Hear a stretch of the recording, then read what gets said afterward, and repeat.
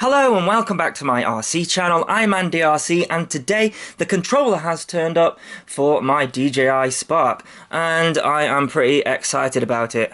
Hang on a minute, I don't think that's it. I've got two of them.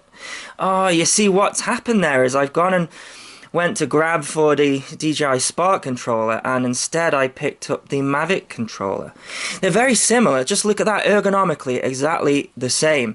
And I'm no marketing expert, but is it just me, or do you think that DJI would have sold a lot more of the Sparks if they had made it compatible with the Mavic controller?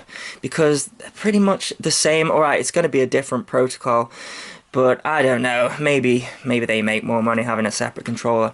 But there are some differences, of course. You can see we no longer have the big display that we have on the Mavic controller, which tells you all of the great information. So we just have now, I've got the battery indicator on there, and also whether it's bound as well. The sport button seems to be in a different position, so the sport button is there. The pause button's in a similar position, and the return home in the same position, and then power button in the same position. We don't have the joystick that we've got on the Mavic's controller, and we also don't have the exposure slider as well, but I guess that's because we can't change that. So instead we've got a function button there. Instead we have got a take picture button the same, a record video button the same, and then our gimbal pitch controller is in the same place, but it's more of a plastic material. Feels much lighter in the hands. We have got the same phone holder, but you will notice that we do not have the USB connector here.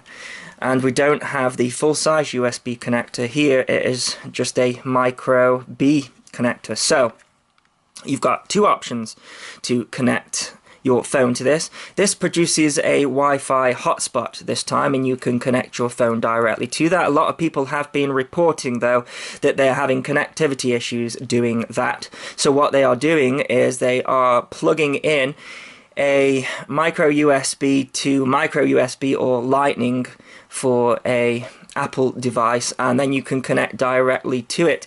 Now I think it would have been nice if you got given a connector with it like you do with the Mavic, but I guess they don't want you to use this system. But you can't use the original Mavic cable, it doesn't reach. But they do make a longer Mavic cable, 20 centimeters. This one is 9 centimeters, so I've got one of those on the way, but I don't have one at the moment, so I think that is a bit of a pain, don't you? But anyways, so I'm gonna be flying this today, just using the Wi-Fi hotspot. And yeah, so the Wi-Fi password is written on the back there, but it's just 1234, 1234, I think it says on the back there. So yeah, the original one doesn't produce a Wi-Fi hotspot, but I just wish that they were compatible. We've got the same style gimbals on here.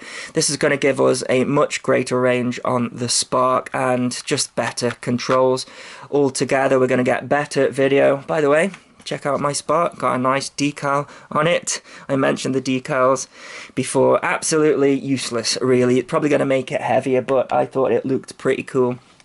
I've also bought a second battery as well for it. It's about £55. So if you did buy the Spark and the controller separate, it actually doesn't bind out of the box. You have to send it into a bind sequence, and the way that you do that is turn the Spark on, and then you have to press the battery for 3 seconds until you get a beep. There you go, we have got a beep, and then these lights flash differently. Then we have to hold down the pause button, the function button, and also the back function button at the same time. So let's see if I can get this right first time. There we go, we got a green flashing light. You have to keep holding it, I think, until it goes solid green, and there we go, we are bound to it. So I don't think this any longer creates a Wi-Fi hotspot, so then the next thing is to go onto the Wi-Fi hotspot on your phone here and connect to it, and then we should be good to fly. Okay, let's see if the Spark is better with the controller. So I got it armed, I got it in mode 1. Let's come up with a little checkbox for me to sign. So confirm. What's it doing? Confirm. Oh, I have to select those two. Confirm. There we go. Right, we've got a sunny day here today, so there should be no excuses for it to not give good results. So let's have a look what it's doing. Looks pretty good on the picture, so let's take it around for a flight.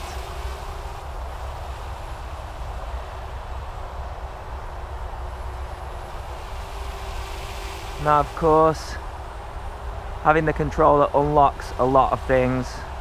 I now have a max height of 500 meters if I want, but obviously I won't be taking it anywhere near that. 120 meters max today. Oh, it's so much nicer to fly already.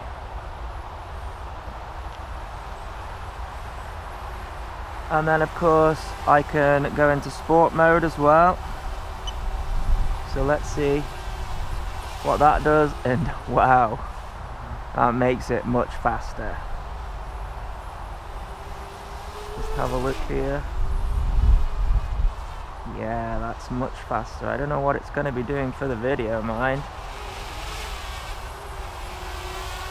Let's have a see. Okay.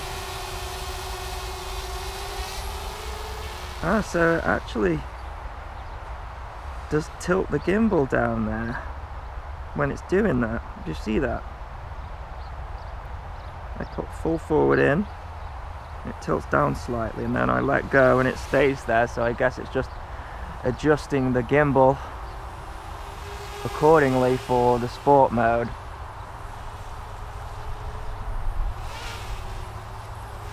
Feels a lot more like the Mavic now though. It's like flying a smaller Mavic. But the flight time isn't as good, of course. One thing that is good is its stability though. It is rock solid. That is not going anywhere.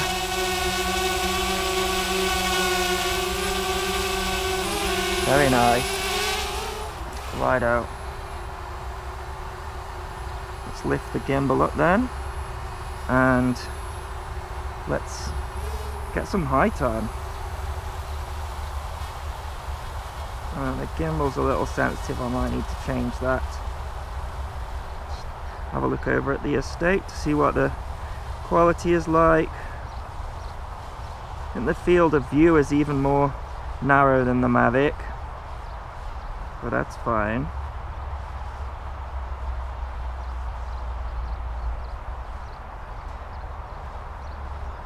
Yeah, so as I say, some people have mentioned that they have had connectivity issues using the Wi-Fi on the phone, but this seems to be okay. I'm getting a little bit of jerks coming through there, but not too bad. So we're at 72 meters there. And I'm just panning around here to have a look. Checking out the dynamic range of the camera. The ground does go darker when I point it up to the sky, but that's not unusual for anything DJI really. Yeah, I'm getting quite a bit of skipping here on the phone, so I think that's probably what people were talking about when it comes to connecting through the phone. And you're gonna have latency as well. Okay, let's try taking up a bit higher and see if I can still get a signal. Too much wind velocity, it's saying on the app. It does that with the Mavic and the P4 Pro as well. Well, I'm at 120 meters there, and it's working.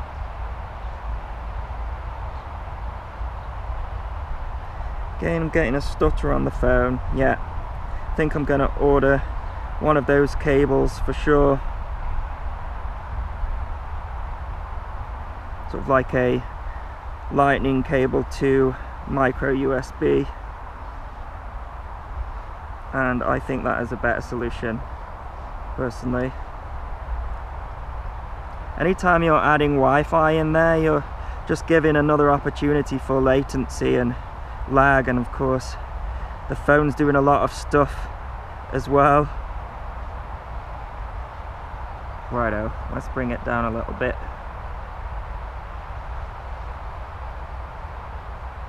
And then, what's that? 60% battery. Oh, it lost connection now on the phone slightly. It's come back now. You can definitely work it with the Wi-Fi, but I can tell a difference for sure.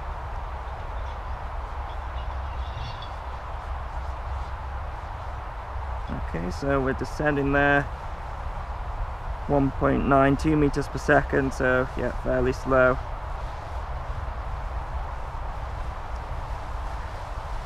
I like it much better with the controller.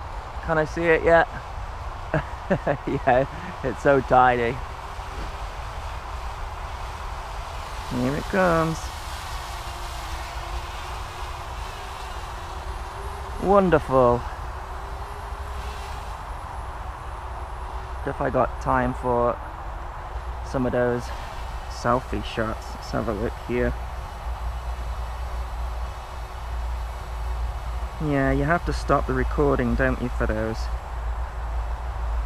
dronies, etc. But I can do it now because this controller's got the better distance. So if I stop the recording there, and then well, my options have disappeared on the phone though. Where have they gone? Oh, is it because I'm in sport mode? There we go. So you can't have the autonomous features with sport mode on. So let's go into there now. I agree. Quick shot. And then I think, do I have to draw a box around me? Yeah, there we go. Okay, and now it's going to do a droney. So if I do go now, and now it should fly away. And is it recording it? Yeah, it says it's recording it. So it's just flying away there. Doesn't seem to be lifting up. So I think that's one of the complaints I heard with the droney. So let's stop that. And let's bring it back.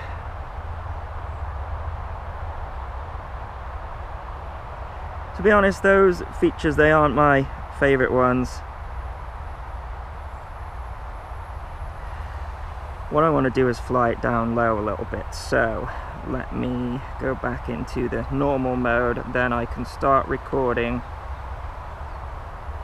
So it's recording again now. So let's just try some FPV around, just nice flying. Get some nice low shots and see what it's like.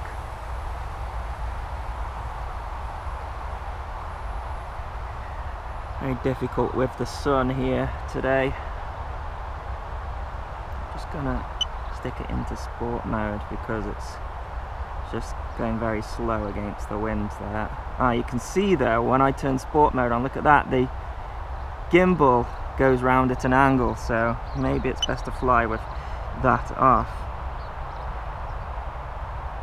We are asking a lot of this gimbal. It's 2-axis and it's tiny. Yeah, that's much better. So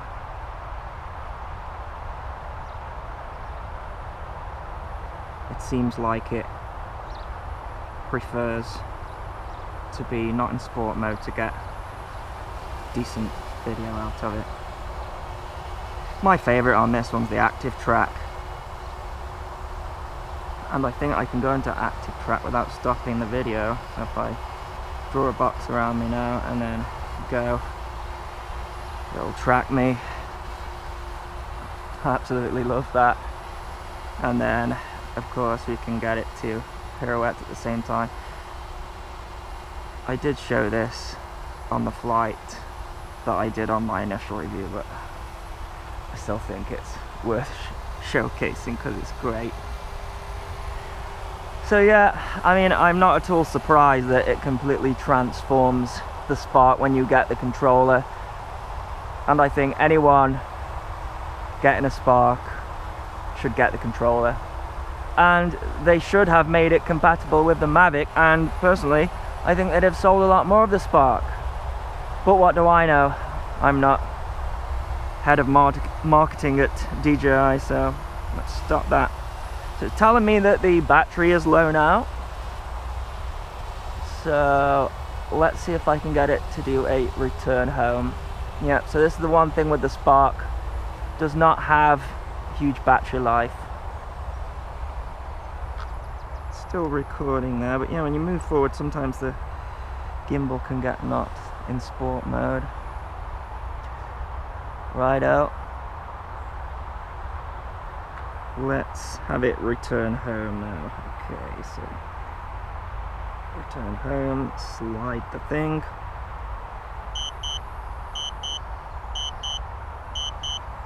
It's beeping at me here.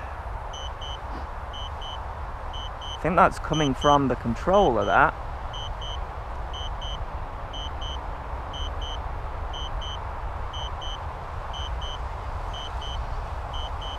Here it comes. Can I still tip the gimbal down? Yeah, I can, but it's got a bit of a delay on it there. I can't see it, but it took off from this blue pad. So the question is it going to land on the blue pad? I don't think so.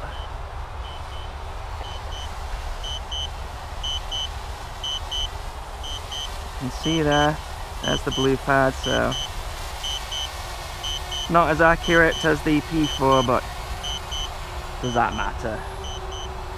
So then it's gonna get at a certain height, I think, and then ask if it wants me to land, or is it just gonna land on its own? I think it's just gonna land on its own. Oh no, there we go. So I'm just going to cancel out of that because I want to do a manual landing on the landing pad if I can. It shouldn't be too difficult, right? Cancel that. Coming up with all sorts of warnings. Right, over the landing pad, and now it's just landing itself because it's run out of battery. Slide to land, yes please. There we go. Well, there you go. That is my video of the DJI Spark and the controller. It is much better with the controller. So if you bought a Spark just on its own for fairly cheap, I think it was like £419, get yourself the controller separately and a spare battery and you're good to go. So I'll put a link in the description if you wish to get one. As always, thanks so much for watching. Please continue to subscribe. Cheers.